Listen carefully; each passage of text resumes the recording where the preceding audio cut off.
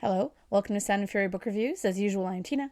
Today I'm doing a book review of I Contain Multitudes by Christopher Hawkins. This is a book from Coronish Publishing. It's coming out April 30th, 2025. It's a sci-fi book. I received this art from NetGalley in exchange for a fair review. A book that builds to a crescendo.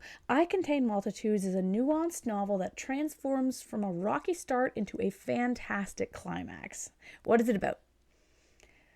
Hunted through an ever-shifting patchwork of worlds, one woman must rediscover her own past to restore reality before it's too late. Unstuck from reality, Trina Bell never wakes up in the same world twice. Lost and alone, she crosses paths with an old librarian who is the only person who remembers her when everything else changes around them.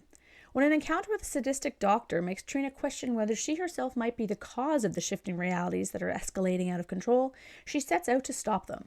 As each successive world becomes more unstable and dangerous than the last, and with the librarian lost and descending into madness, Trina must confront the secrets rooted deep in her own past in order to find a way to repair her world before it collapses for good. I will admit I had to push through the book for the first little bit. Not because I didn't find the concept very interesting, but because Trina is really hard to get to know, as her personality is kind of like a blank slate. She doesn't have a lot of memories of her real world, and she's kind of like drifting through through the multiverse, but she doesn't really know what she's doing, and she doesn't really know who she is.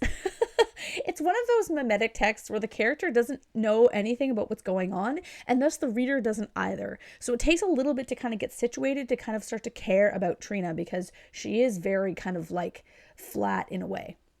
The brilliant thing about this book, though, and what makes it completely worthwhile and a great read, is that all of this makes sense at the end, the reason why this is happening. It's not a flaw of the writing, it's intentional.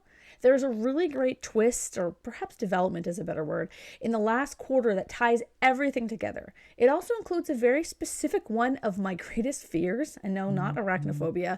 So when that came about in the story, my heart was like in my damn throat. Like, I was like, oh God, I don't know if I can read this. I also teared up. It's nothing graphic or anything. It's just like something that I have a lot of like nervousness about. Tied to the book needing a little bit to get into, I don't mean that it was a slog or something like that. It was deeply interesting. It just didn't grab my attention in a vice.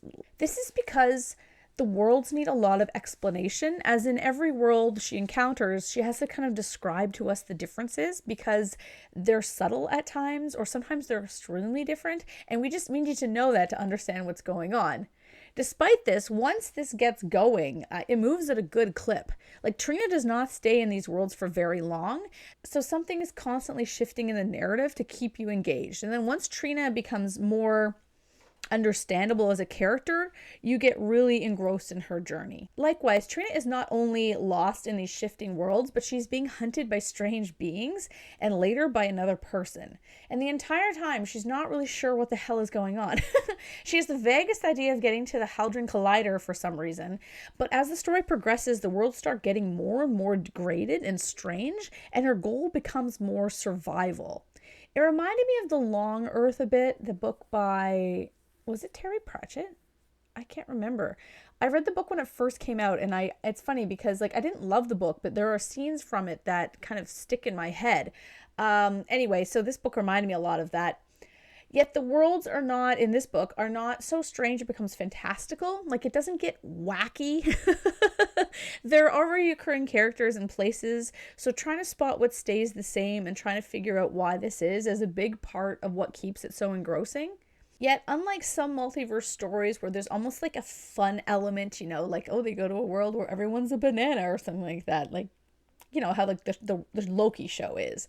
The tone in this book is very serious, and that also ties into how well done it is, because if it had gotten too silly at times, I think the gravitas behind what's actually happening would have been lost.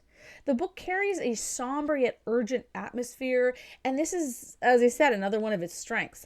It never lets itself go nuts with the multiverse stuff, and so the tension and tone remain at a tipping point the entire time.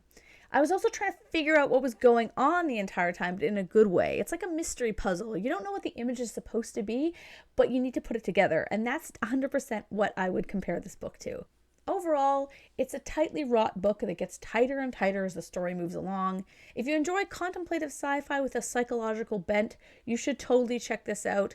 Again, it takes a good 15% to kind of really get into the story, but once you do, it does not stop. And as I said, it just builds. It builds and builds and builds in tension, and the last quarter is it's just fantastic. I really enjoyed it. I was very pleasantly surprised by how much this book, because I mean, to be honest, when I first started it, I was like, okay, I don't know how this is gonna go, but by the end I was like, no, this book is amazing. So yeah, thank you so much to the publishers and NetGalley for the e-arc. I really appreciate it.